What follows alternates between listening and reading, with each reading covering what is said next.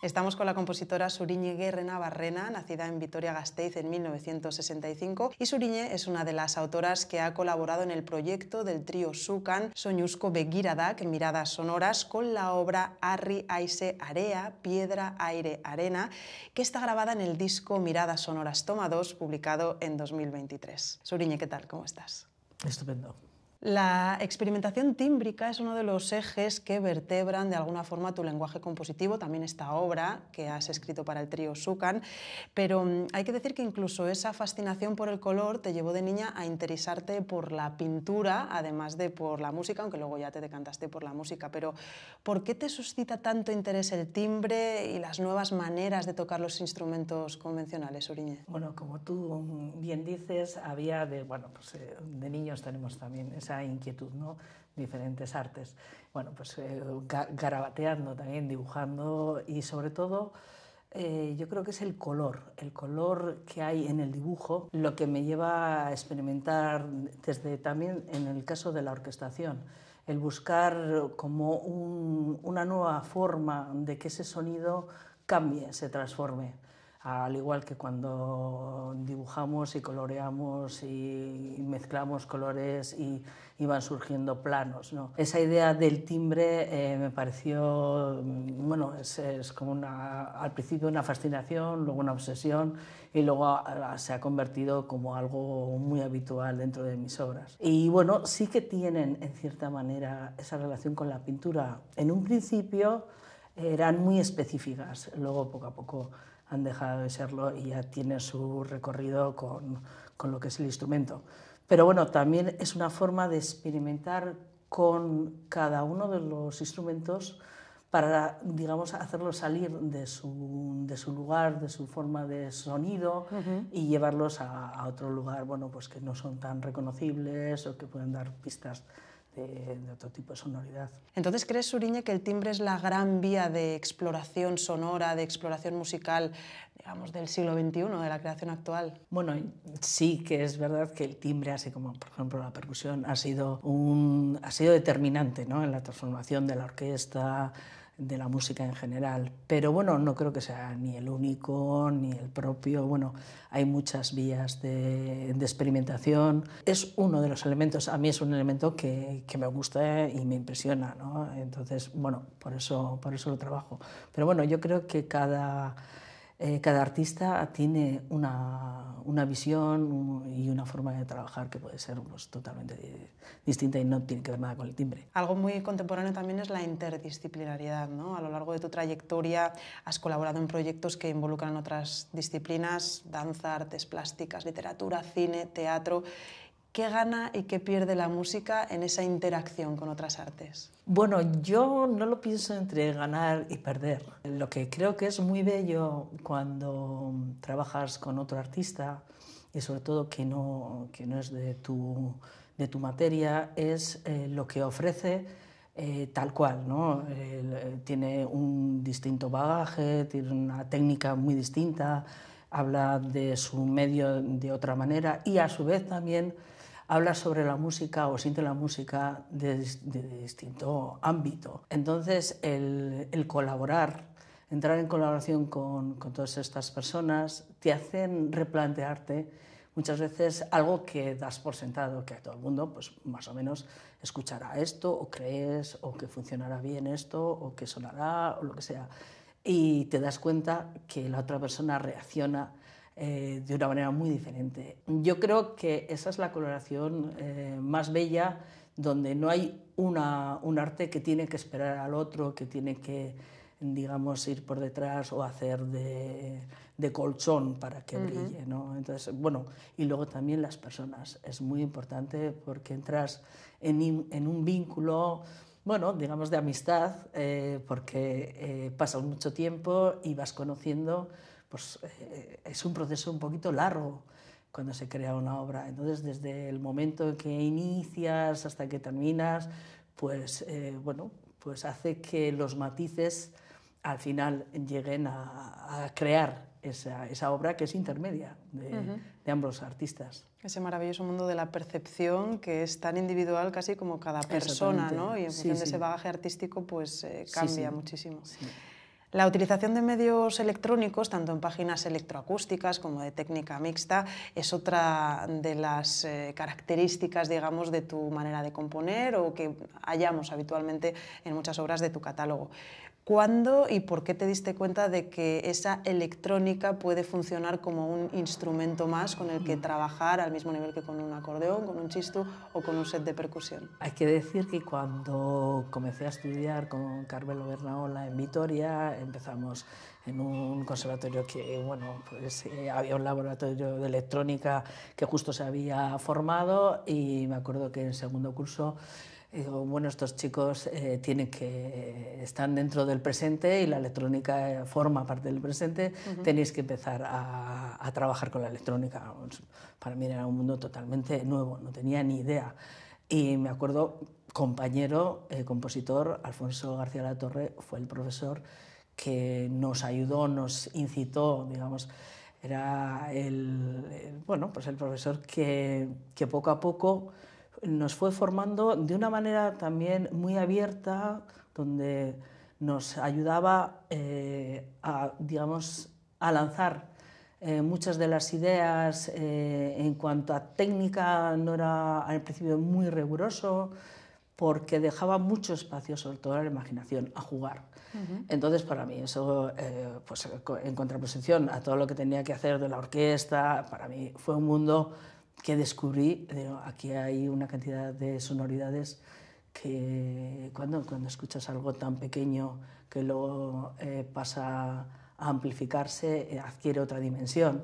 Entonces, hay toda una vía, toda una paleta de sonidos y de posibilidades de transformación que dices, bueno, esto lo tengo que utilizar. Hay que aprovecharlo, claro, la amplitud creativa es casi infinita, ¿no? Claro, es infinita, combinaciones, vas dominando, síntesis. claro, según lo que hay, síntesis, pues utilizábamos, me acuerdo, el sintetizador analógico maravilloso que había, utilizamos, me acuerdo, el Fairlight, que ahora ya es un objeto casi muy en desuso. Una antiguaya, ¿no? Una antiguaya, totalmente, pero me acuerdo de trabajar con el lapicero, ahí un lapicero de estos láser, bueno, era...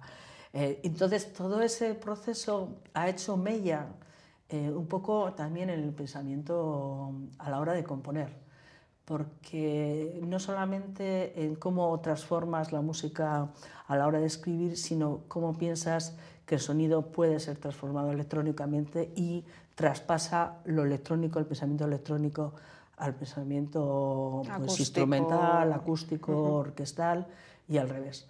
Y luego, claro, eso también, esta posibilidad de la electrónica, de la utilización de este medio, me ha permitido trabajar en obras muy amplias, de estos shows interdisciplinares. Bueno, quiere decir que hay tanta gente, que hay tantas artes que se conjugan, que digamos que también unen, en cierta manera, ayudan a unir pues, lo que es el vídeo, la danza, la música, la transformación en directo.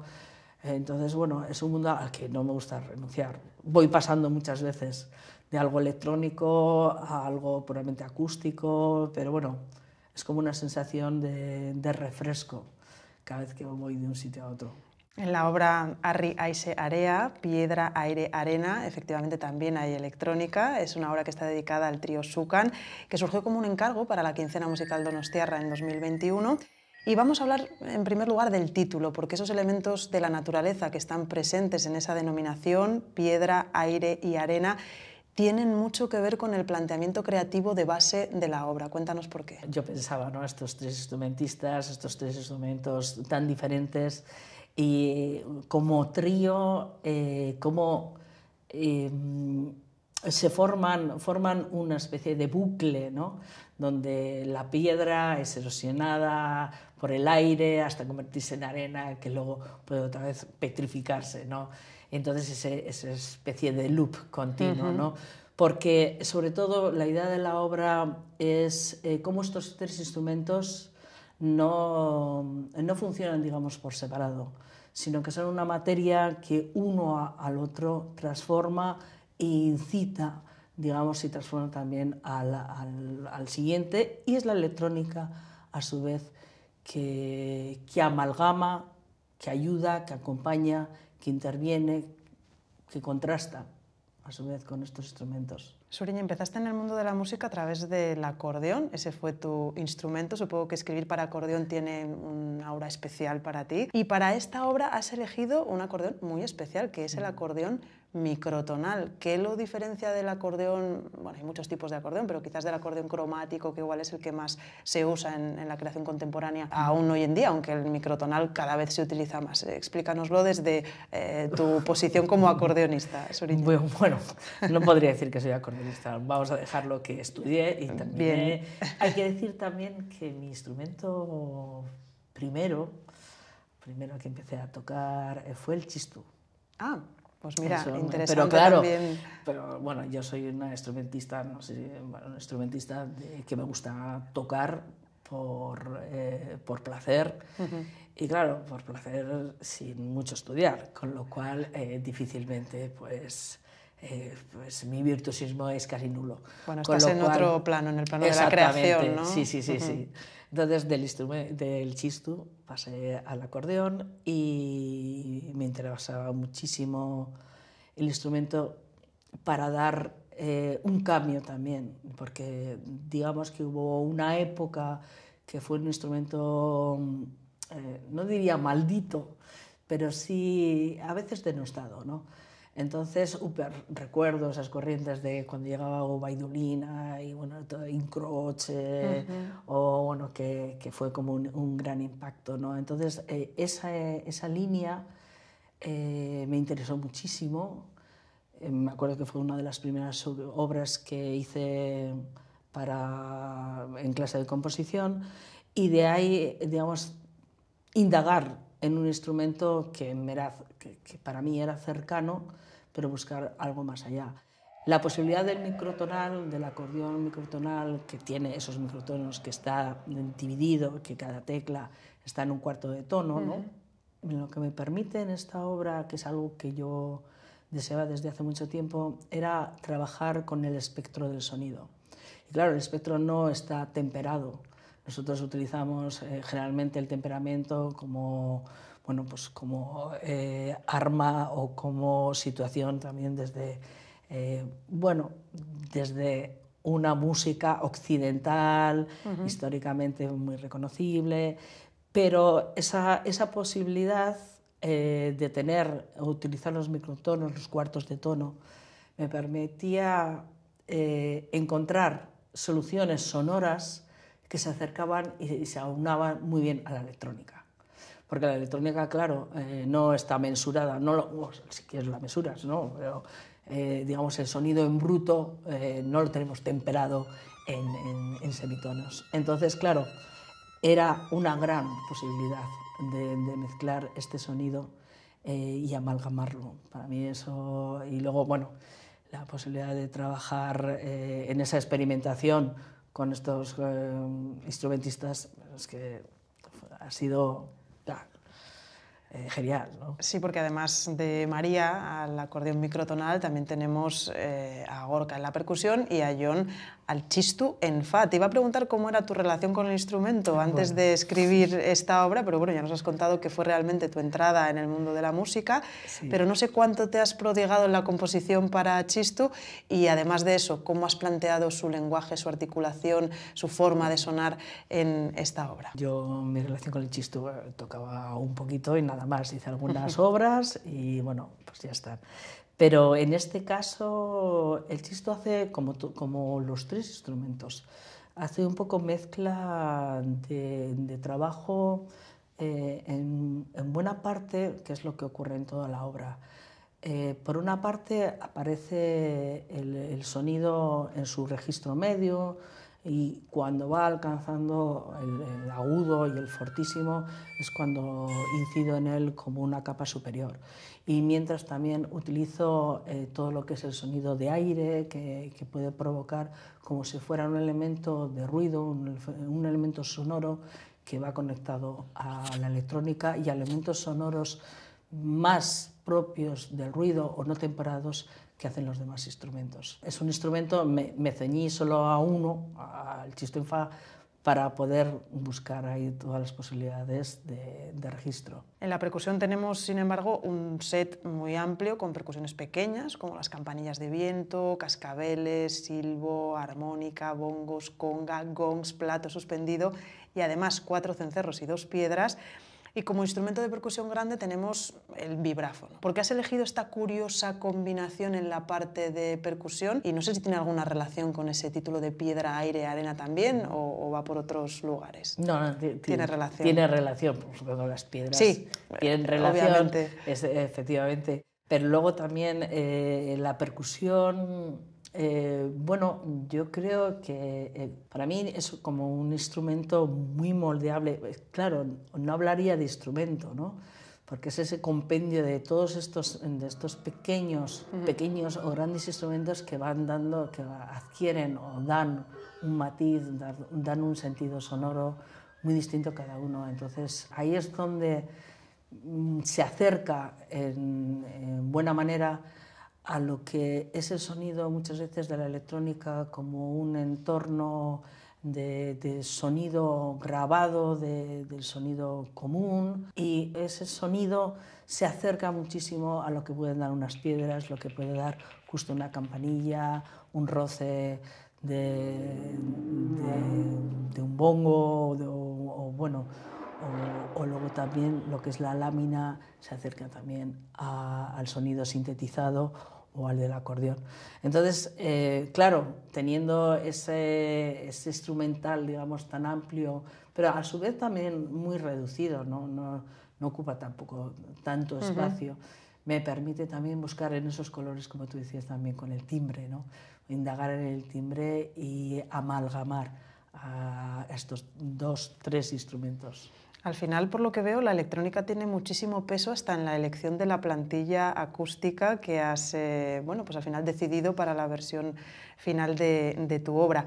Y es que cada instrumentista lleva asociado un altavoz desde el que se proyecta un audio diferente para cada uno de ellos de electrónica pregrabada. ¿Qué función tiene para ti la electrónica, además de ser parte muy esencial de la obra, como nos contabas? ¿Qué función tiene, digamos, camerística casi, ¿no?, hacia cada instrumento, y qué sonidos has incluido en esta electrónica pregrabada? Bueno, la electrónica, claro, yo pienso al instrumentista que tiene unido este altavoz pequeño a su lado, como una especie de aumentación, de sombra, de ampliación del instrumento, por una parte de esa manera, por otra parte, a su vez, como cada uno tiene su propio altavoz, su propia sonoridad, a su vez forman contra ellos mismos como una contra, una sombra, un espejo, ¿no? Y también forman a su vez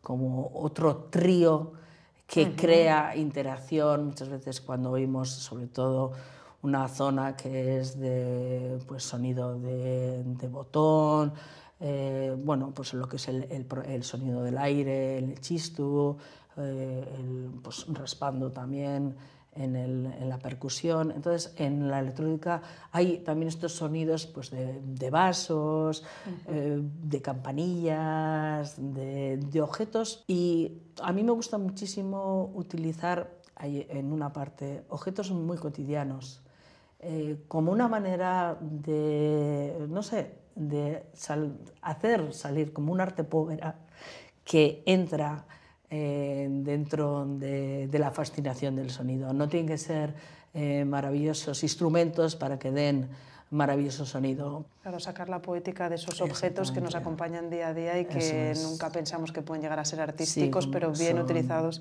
también lo pueden ser. Suriñe, actualmente eres profesora en el Departamento de Composición de Musikene, el Centro Superior de Música del País Vasco, y precisamente este centro es donde se originó el trío Sukan en 2014, así que imagino que, de alguna manera os conocéis desde hace tiempo, pero fundamentalmente, ¿cómo ha sido el trabajo conjunto en esta obra? Es decir, habéis tenido mucho debate, mucho intercambio de opiniones sobre un sonido concreto, sobre un ataque, una articulación, un timbre. Cuéntanos brevemente cómo ha sido esa colaboración. Pues yo tengo un recuerdo fantástico desde el primer momento que empezamos a trabajar. Yo les llevé un material, primero ya les había escuchado, sabía la energía que tenían y llevé un material pues para probar. Entonces estuvimos probando, grabando y luego lo maravilloso de trabajar con estos grandes músicos, grandes intérpretes, es que más que el ataque o no, es buscar el sonido. Digamos, si quisiera este sonido, he pensado de esta manera, entonces, cómo llegar a alcanzar ese sonido con la posición, con el fuelle, con el toque. Entonces, ese es el trabajo que hablábamos antes, conjunto, de colaboración. Y dices, pues yo creo que estaría bien de esta manera, con esta baqueta, con esta posición de mano, pues no, la cambiamos. Y ahí es donde te empiezas a plantear también a su vez qué puedes hacer con ello, ¿no? Y lo maravilloso es que tú pides, que me gustaría que fuera así, y ahí es donde realmente adquieres también todo el conocimiento que ellos tienen. Pues muchísimas gracias, Suriñe, y enhorabuena por este trabajo conjunto con el trío Sukan y sobre todo por hacernos vibrar, sentir y emocionarnos a través del sonido y del color de tus partituras y de tu música. Muchísimas gracias, de verdad. Muchísimas gracias a ti.